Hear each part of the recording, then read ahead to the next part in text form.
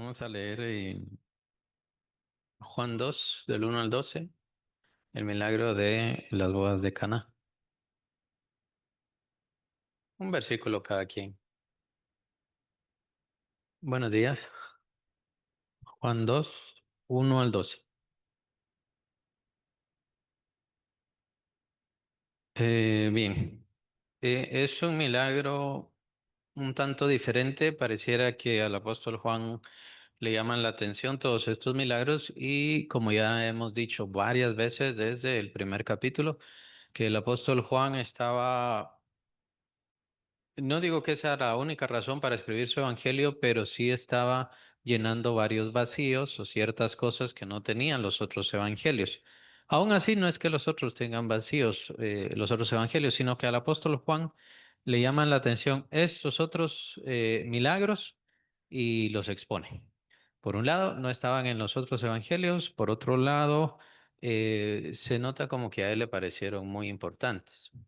Y él mismo lo dice, lo hemos leído varias veces, Jesús hizo muchas cosas, si se escribieran todo lo que hizo Jesús, no alcanzarían los libros en el mundo para poder escribirlo, pero estas cosas se han escrito para que creáis.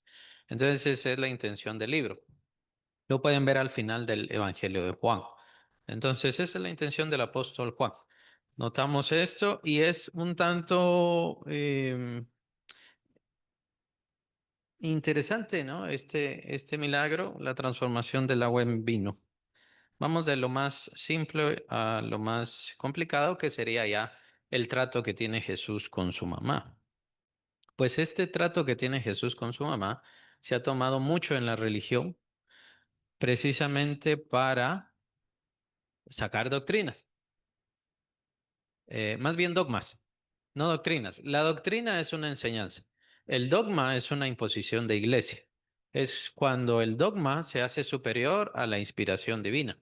Entonces, ya sabemos que iglesia es la que tiene dogmas, ¿no?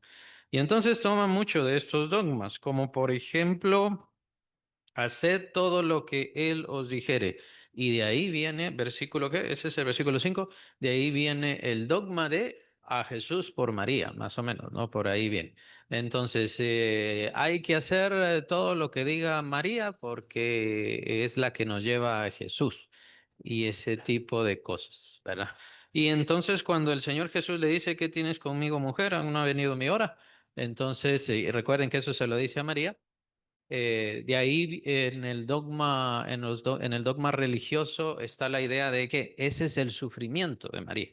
Es parte del sufrimiento de María como corredentora, prácticamente. El ser mm, puesta a un lado, no digamos rechazada, porque Jesús jamás la rechazó, pero el ser puesta a un lado por Jesús es parte de su sufrimiento como corredentora, dicen el dogma religioso. Entonces, pero mejor vamos a lo más sencillo y es con respecto al milagro. ¿Qué características vemos en el milagro? Porque el apóstol nos expone varios detalles muy importantes. El Evangelio de Juan fue escrito de forma muy cuidadosa, se nota, tiene detalles muy importantes. Y la pregunta es, ¿por qué esos detalles? Y en el caso del milagro, ¿por qué estarán esos detalles? Por ejemplo, tenemos el versículo 6. Y estaban ahí 6 tinajas de piedra para agua conforme al rito de la purificación de los judíos, en cada una de las cuales cabían 2 o 3 cántaros. ¿Qué entendemos ahí? ¿Por qué lo puso el apóstol? Sí, tienen razón cuando dicen era que había hecho mucho. 6 tinajas nos pone un detalle el apóstol conforme al rito de la purificación de los judíos. Y ese rito de la purificación, ¿qué piensan ustedes que es? Es un tanto difícil, especialmente ver las costumbres de aquel tiempo. Tomen en cuenta que en el tiempo de la Pascua se tenía un día de reposo, que es por eso precisamente que tenían que quebrarle las piernas a los ladrones. Se tenía un día de reposo, pero en realidad, y por eso es que se dice, bueno, él murió viernes, pero el Señor pasó 3 días muerto. Y entonces por eso no podía ser solamente el sábado. Quiere decir que había un día más de reposo, el cual fue establecido por ellos, por los mismos judíos.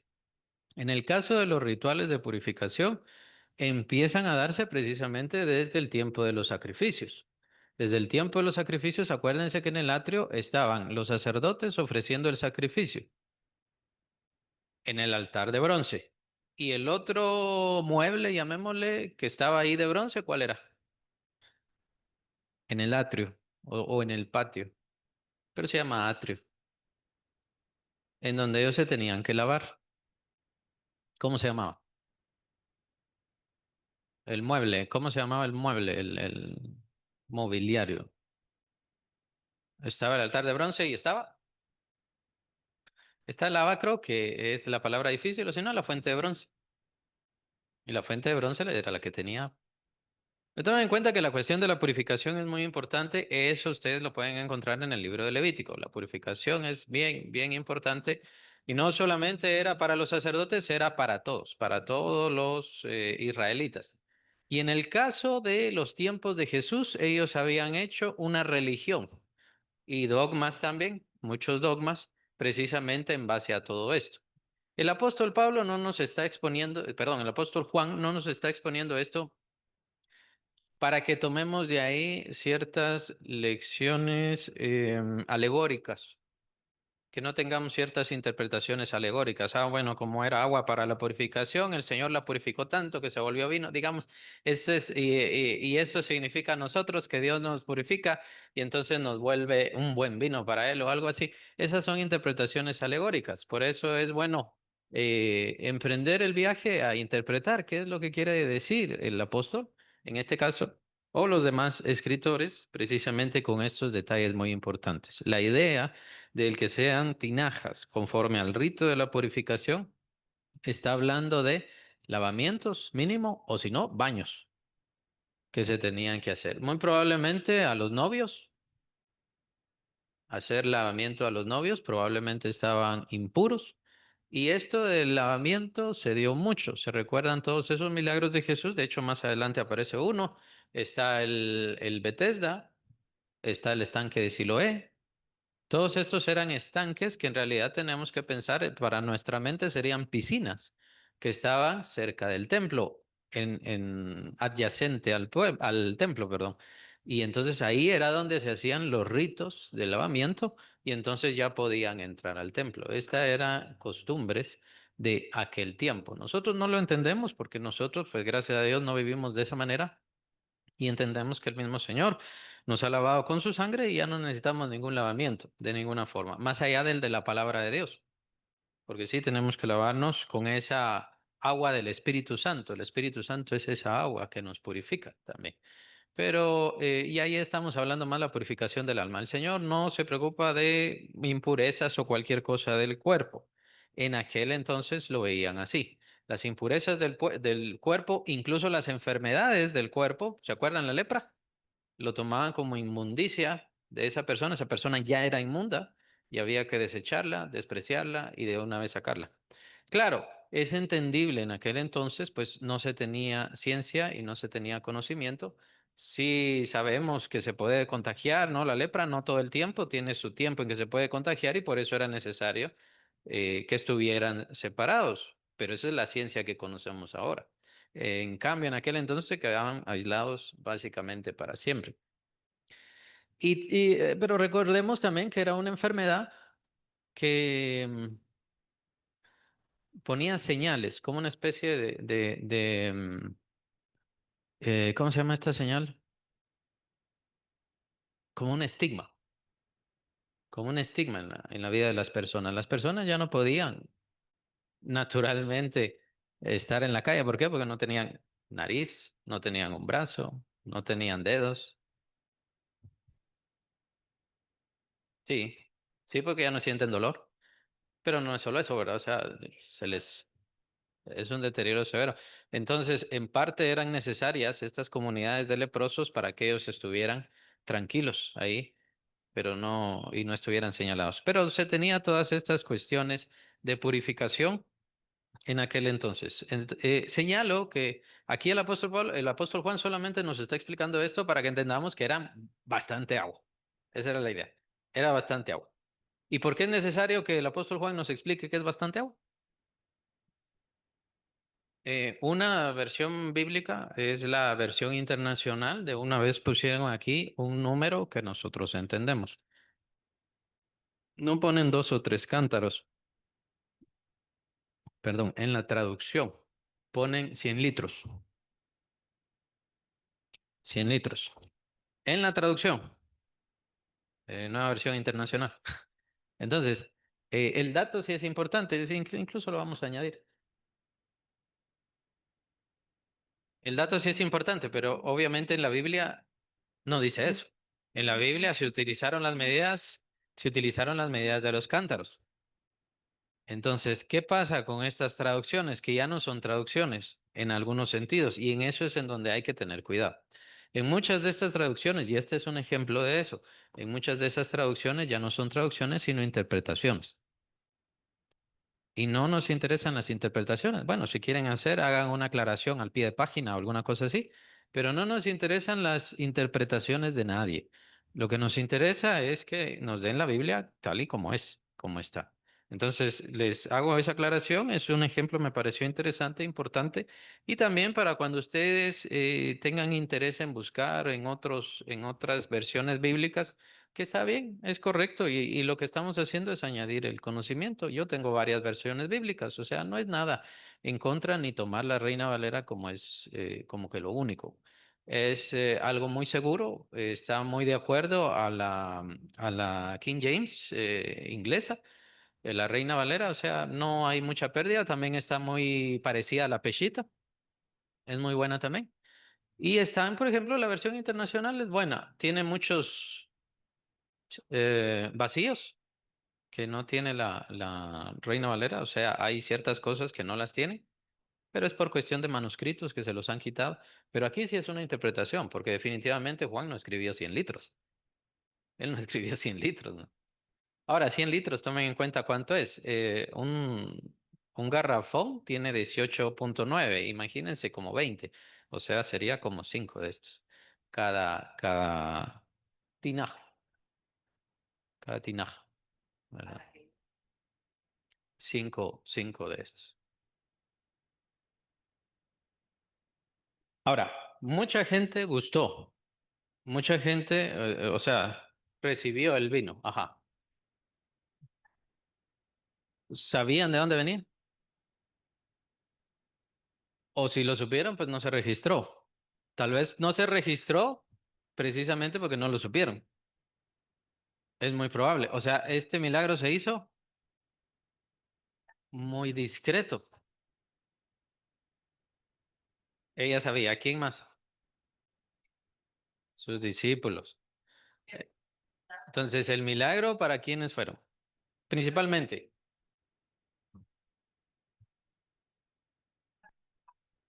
Con María es muy interesante, por eso lo vamos a dejar más adelante, pero para los discípulos, para que empezaran los discípulos a ver su gloria. La gente gustó el vino y entre la multitud de gente, pues ninguno dijo, no, esto no es vino, no, este solo es sangre con color, perdón, agua con color o algo así, sino todos gustaron el vino. El maestresala, ¿quién era? Era, digámosle, un experto, ¿no? Una persona que conocía muy bien de vinos y al degustarlo, tal vez a nosotros nos enseñan, nos da un poquito de vino y decimos, "Va, está bien, o no sé, o tal cosa". Pero este sí era un genuino catador de vinos. Entonces, ¿qué está comprobando el apóstol Juan con estos detalles? El maestresala también es importante. El maestresala y la gente certifica que era vino, sin saber de dónde venía. O sea, no había ningún conflicto de interés ahí y que era de los mejores vinos. El que hizo el Señor a partir del agua. El apóstol Juan nos está diciendo que definitivamente sí fue un milagro que fue certificado por otra gente, que otra gente recibió bendición, aunque esa gente no tenía ningún interés ni ninguna situación con respecto al milagro, ¿no? Entonces, para el apóstol Juan, este le parece un milagro muy bien certificado, muy bien determinado, pues había mucha gente que no sabía ni siquiera de dónde venía este vino, pero incluso lo certificaron como mejor y de mejor calidad, que si era el vino que el Señor Jesús hizo a partir del agua. Entonces, entonces el apóstol Juan nos está definiendo un milagro muy bien certificado, determinado. Incluso estos serían los jueces y serían jueces imparciales, precisamente de este milagro. Eso es lo que está exponiendo el apóstol Juan. Ahora, el milagro en sí, la transformación del agua en vino. Con respecto a, digamos, la actitud de Jesús al estar en las bodas, recuérdense que lo vimos un tanto al compararlo con Juan el Bautista. Y esto es importante verlo, especialmente también en los otros evangelios, que el Señor Jesús era accesible a la gente. Esa era su enseñanza, ¿no? Por eso es que el Señor Jesús no se vistió igual que Juan el Bautista, no comió lo mismo que Juan el Bautista, no se puso a seguir a Juan el Bautista, o sea, no. Tenían diferentes motivos, tenían diferentes propósitos. Juan el Bautista tenía el espíritu de Elías y venía a señalar a Jesús, pero Jesús era el verdadero templo de Dios. Más adelante viene la cuestión del templo, viene el verdadero templo de Dios. ¿Y cuál es la idea del templo de Dios? Recuérdense la teología. El templo de Dios o del tabernáculo. La idea de que Dios mora en el pueblo, pero aún así permanece inaccesible. El pueblo no puede acercarse a Dios, Dios no puede acercarse al pueblo. ¿Por qué? Escribe el autor de Hebreos que todavía estaba el atrio, todavía estaba el lugar santo, y esto alejaba a Dios de los hombres y a los hombres de Dios. Mientras aún existiera la cuestión del sacrificio continuo, el hombre nunca podría estar con Dios. Jesús es todo lo contrario. Jesús, su persona y su naturaleza es que viene a morar con las personas. Él habitó con nosotros. Eh, y es precisamente la palabra que utiliza el apóstol en el primer capítulo. También ya lo vimos. La idea de el templo, él mismo se llama su templo. Bueno, más adelante lo vamos a ver cuál es cuando purifica el templo. Él es el genuino templo de Dios, porque Él es verdaderamente Dios viniendo a morar con las personas, acercándose a todas las personas. Entonces, el Señor Jesús entraba en los hogares de todos, de quien lo invitara, comía con todos, hablaba con todos, no había ninguna distinción para Él. Y entonces era lo maravilloso, lo atractivo de su persona y de su carácter. Bien, vamos a caminar, digamos. La idea con respecto al Señor Jesús en cuanto a este milagro es que lo hace de forma muy discreta. Básicamente da a entender como que no tuviera intención. O sea, no era su tiempo, él mismo lo dice. Pasar desapercibido. Es lo que le responde a su mamá, ¿no? ¿Qué tienes con mi mujer? Aún no ha venido mi hora. Es decir, vamos a dejar a María y pensemos en el Señor Jesús. Le está diciendo el Señor Jesús, todavía no es tiempo para que yo empiece a mostrarme, a revelarme. Ahora, esto de la discreción lo vamos a ver mucho en el Señor Jesús. ¿Se recuerdan todos esos milagros donde el Señor Jesús les dice, vete, no se lo digas a nadie? No se lo digas a nadie. Lo que pasa es que es imposible, ¿no? Alguien que estaba ciego de pronto ya mira, alguien que estaba sordo de pronto ya oye. Es imposible, aún así se da a conocer. Y eso es precisamente la constante en el ministerio del Señor Jesús cuando Él ya empieza a mostrar los milagros. Esto es constante. Es decir, la presencia del Señor Jesucristo no pasaba desapercibido, sin importar qué tan discreto fuera él. Es decir, se manifestaba. Recuérdense de los endemoniados. Los endemoniados brincaban, corrían, se acercaban a él y se arrodillaban. Tú eres el Cristo, tú eres Jesús, tú eres el Hijo de Dios. Y entonces tenía el Señor definitivamente que empezar a reprenderlos y diferentes cosas. Solo en el caso de los endemoniados, en el caso de los milagros, el Señor se manifiesta. Sí, ellos lo conocían, ellos reconocían quién era. Incluso me sorprende mucho aquella frase, ¿has venido a atormentarnos antes de tiempo? Es una frase bien fuerte, es una frase bien interesante. Obviamente no nos vamos a meter eso, pero sí, el Señor Jesús era discreto, pero su gloria y su presencia le era imposible quedar así. Su poder también.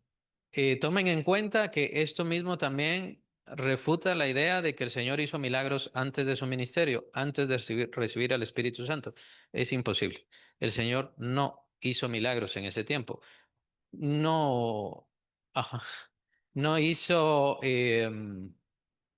para empezar, no tenía el Espíritu Santo. Bueno, está bien, pero que por su poder pudiese hacer algo, por cuestiones de él, podría hacer algo. Podría, pero es que es imposible. Él tenía que ser muy discreto, precisamente porque sus milagros, sí, eran contundentes, fuertes, sensibles y sacudían mucho el corazón de las personas. Solamente tomen en cuenta que toda esta agua, ustedes la ven e inmediatamente se convierte en vino, ¿no? Ese es un evento sobrecogedor, que cambie esa naturaleza, porque el vino tiene muchas, muchas características, no solo agua. Para empezar, se necesita así de las uvas, ¿no? Pero también el tiempo, la fermentación, todo eso. Hay quienes le toman lección a esto y enseñanzas, como les digo, alegóricas, es mejor no tomarlas. Está una explicación, por ejemplo, que el agua es un líquido muerto y el vino es un líquido vivo. Entonces, y de aquí ustedes ya nos está diciendo el Señor, nos está explicando cómo nos saca a nosotros de la muerte hacia la vida. Tal vez se puede tomar en ese sentido y verlo en una forma un tanto alegórica, pero es mejor no desviarse.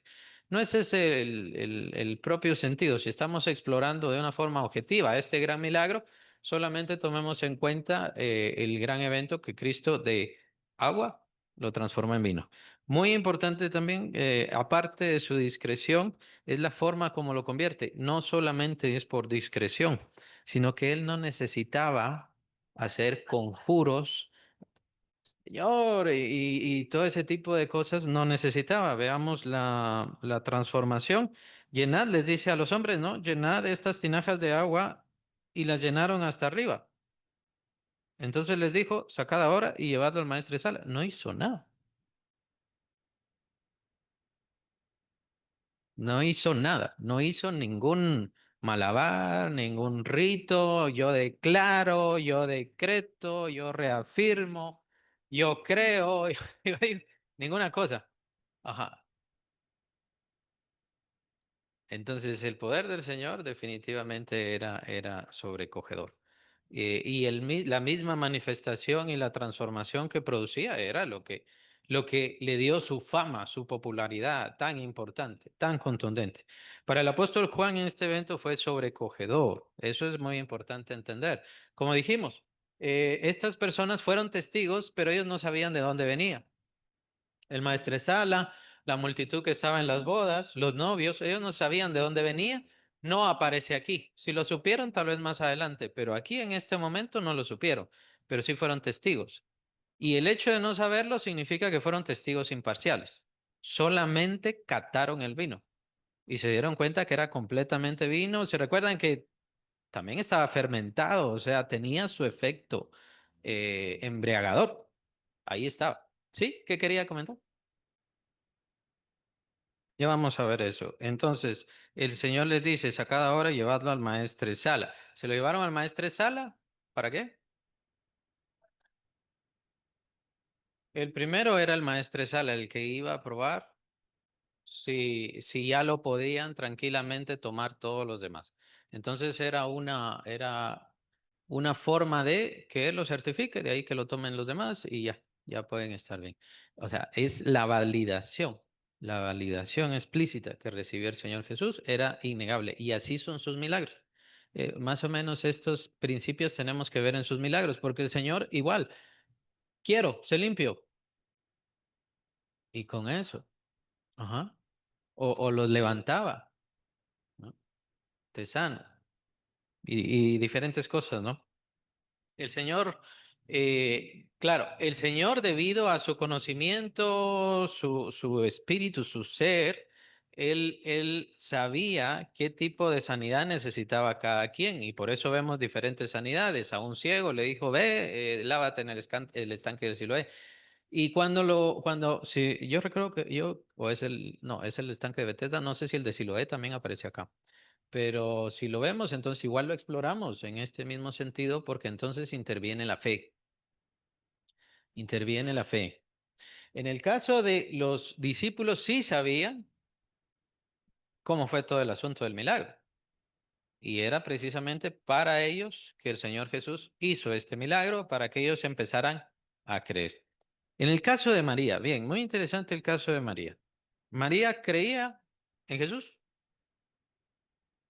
Ahora, aquí existe una conversación muy interesante. O sea, el milagro es maravilloso, ciertamente, pero hay una conversación muy interesante aquí, que no solamente es madre-hijo, es el Mesías con su madre, es el Hijo de Dios con su madre humana, la que engendró su cuerpo. Entonces, ¿qué tipo de conversación y relación había entre ellos? Es lo que nos refleja aquí un tanto el apóstol Juan. Muy probablemente esta cuestión de todavía no es mi hora no es la única vez que se lo dice. Muy probablemente esta fue la conversación de tanto en tanto en esos tiempos de hogar, en esos tiempos de familia. Muy probablemente. Muy probablemente María, como toda mamá, mira, hace esto. Mira, ya. Ella sabía quién era. ¿Creía en Jesús? Creía en Jesús. Bien podemos decir, María fue la primera que creyó en Jesús. Pero eso no quiere decir que supiera lo que debía hacer Jesús.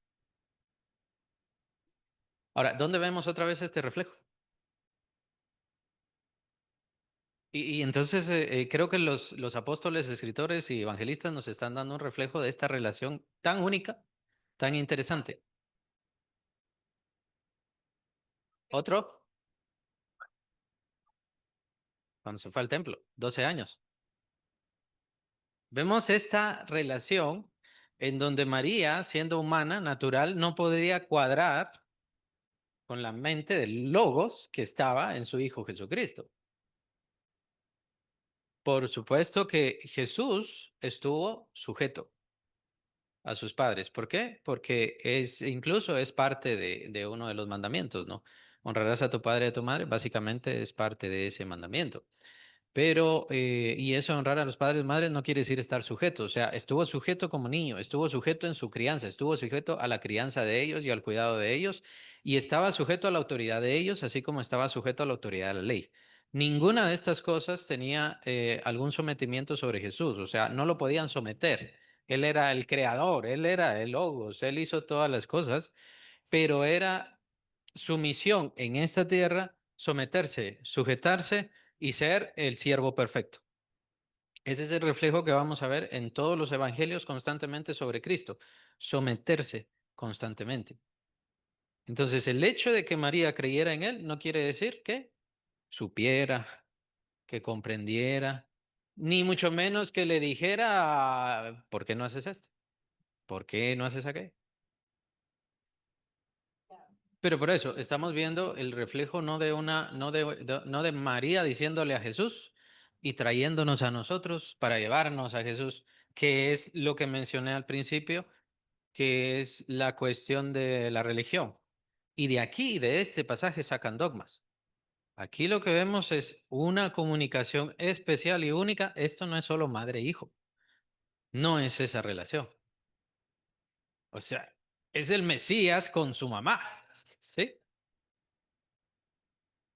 Ahora entendemos que María tuvo que comprender, porque lo notamos como María casi que la encontramos hasta el tercer año.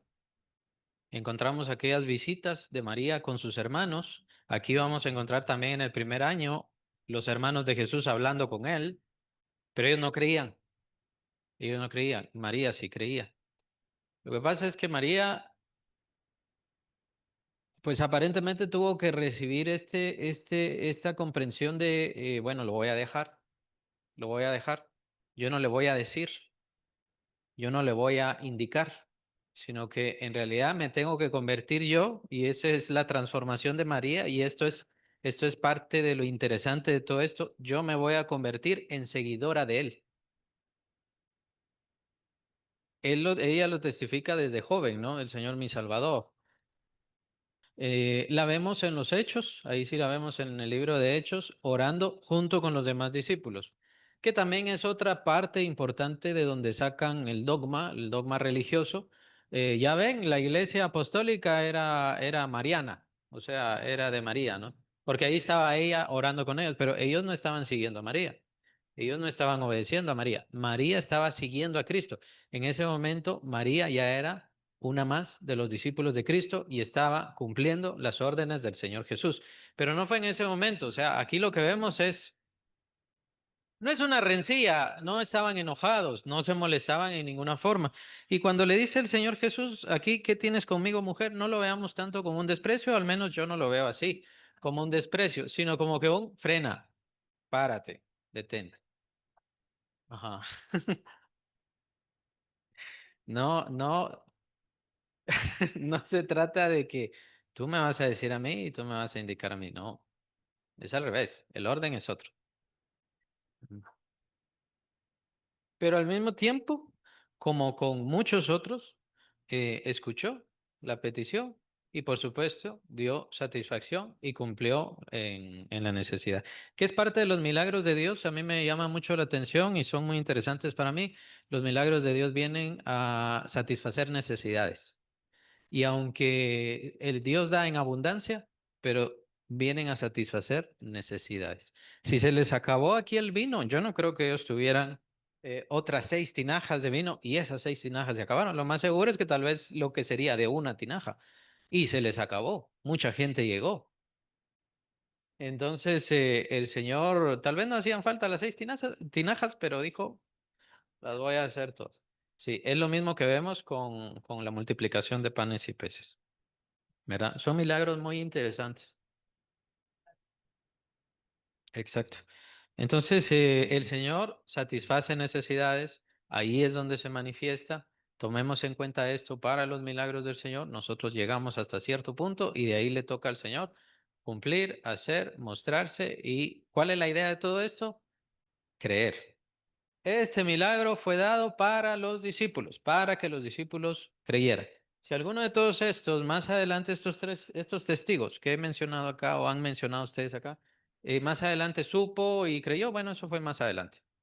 En realidad era para sus discípulos. ¿Y por qué? Porque el tema viene de los discípulos, viene de Natanael, que ya lo vimos, viene de Felipe, que estaban siguiendo a Jesús, Andrés, Juan, empezaron a seguir al Señor Jesucristo. ¿Se acuerdan? Muy probablemente en ese momento, en esos momentos fue lo de la pesca milagrosa. Probablemente, porque eran milagros para los discípulos. Pero no sé, o sea, no sabemos. Simplemente digo, probablemente. Las intenciones del Señor Jesucristo son bastante claras y en el caso de su mamá, él no la rechaza ni le dice vete, sino como que vas a tener que aprender tu postura, tu posición, tu lugar. Y en el caso de la mamá de Jesús o la madre de Jesús, terminó estando con el grupo de mujeres que acompañaba a Jesús. ¿Se recuerdan que llegó a ser un grupo de mujeres que estaban atendiendo a Jesús, sus necesidades y todo lo demás? Pero tú no vas a estar con mis discípulos, con los 12. Yo voy a transmitir mi doctrina, o sea, mi enseñanza a los 12. Y ya sabemos que de ahí quitamos a Judas Iscariote, de ahí viene Pablo. Va, está bien. Pero mi doctrina a los 12, ellos se las van a transmitir a ustedes y así va a ser. Entonces, hay un orden. El Señor deja un orden y es eso lo que vamos a ver acá con respecto a María. Eh, y también María no se siente rechazada, ¿no? Versículo 5. Su madre dijo a los que servían, haced todo lo que os dijere.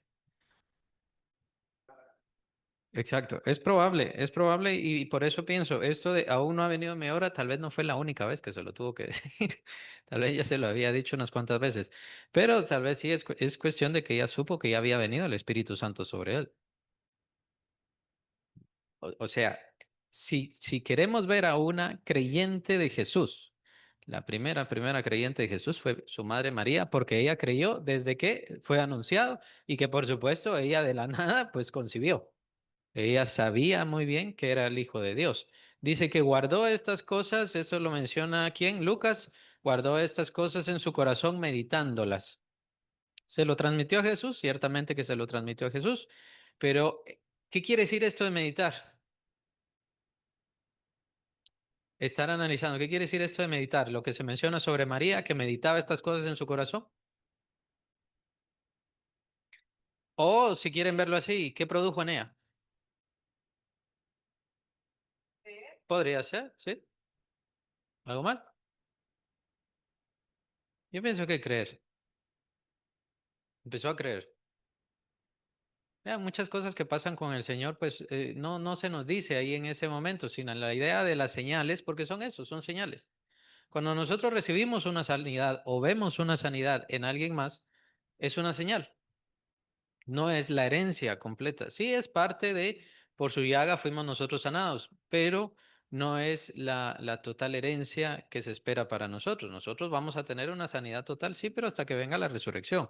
Y será eterna, hasta que venga la resurrección. Pero mientras tanto, lo que recibimos son señales. Y lo importante con respecto a las señales, ¿qué es? Meditarlas. ¿Por qué? Porque la idea es que confiemos, que en esta meditación nosotros confiemos. Es lo mismo con la palabra de Dios. Hay que meditar la palabra de Dios, no es solo leerla, no es un rito, no es una fórmula. Hay que meditar la palabra de Dios. ¿Por qué? Porque en ese meditar estamos formando o recibiendo, implantando o está creciendo, si quieren verlo así, nuestra fe. Nosotros somos los encargados de mantener la fe, hacerla sólida, aunque entendemos que la fe viene precisamente de Dios. Juntamente con la palabra nos entrega a Él la fe y ésta se siembra en nuestros corazones, pero por eso es que hay que meditarla, hay que meditarla. Y esto son cosas que hay que estar meditando. Las maravillas del Señor hay que estarlas meditando. ¿Para qué? Para confiar, eso es lo importante. Lo que el Señor quiere es que confiemos. Cuando ya confiamos, entonces Él sigue respondiendo a nuestra fe. Sigue aumentándonos la fe, aunque existe un evento ahí con el Señor Jesús. Pero si quieren verlo así, hacer nuestra fe más sólida, más fuerte, más grande, es importante revisar todo esto. Y es lo que hicimos precisamente con este milagro, sin entrar a cuestiones alegóricas o interpretaciones alegóricas. Simplemente viendo su grandeza, la grandeza del milagro, la simplicidad de Cristo, su discreción. Es muy interesante que si alguien tiene el espíritu de Cristo, debería actuar también conforme a ese espíritu, si está haciendo milagros. Cómo es el diablo? ¿Cómo es Satanás? Satanás hace un espectáculo. Por eso no se sabe si los magos en realidad tienen cierta influencia satánica o no, no se tiene, pero ellos son los que hacen, ¿no? Mire la bolita y todo lo demás, ¿no? Hacen todo el show, todo el espectáculo, ¿no? Pero así es el diablo. El diablo ¿cómo sería? Se me fue la palabra. Pero también tiene que ver con hechicería. Él hace hechizos, ajá, él hace magia, él hace espectáculo de todo esto. Dios no. Dios no hace espectáculo de sus milagros. Por eso incluso cuando hay sanidad de parte de Dios, incluso esperen, ayer me dolía y hoy ya no. ¿Y por qué? ¿Y qué te pasó? No, no, ya no me duele. No, pero no, una luz o algo, un calorcito, ¿no sentiste alguna cosa? ¿Se te metió? No, simplemente ya me sané. Y esa es la sanidad de Dios. Muchos cristianos se están desviando ahora, especialmente porque lo que quieren es espectáculo, quieren show. Dios sigue haciendo sus milagros, Dios sigue respondiendo a nuestra fe, a la fe de todos. No es cuestión de la fe del pastor, la fe del diácono, la fe del esto, de la que. Él responde y quiere responder a la fe de todos. Y por eso nos da señales y por eso quiere sanarme hoy. No necesariamente me va a sanar de todo, no necesariamente me va a quitar todos los males. Sabemos que la sanidad perfecta viene hasta que venga la herencia, hasta que ahí se cumple. Pero mientras tanto están las señales y es bueno perseverar por todas ellas. Pero no pensemos que Dios va a mandar ángeles. De pronto será un séquito de ángeles que estén a mi alrededor y entonces me van a quitar la enfermedad, el mal o el problema. No, va a ser algo. Antes tenía malestar, ahora ya no. Antes no podía hacer esto, ahora sí ya puede. Y así muchas veces son los milagros del Señor, ¿sí?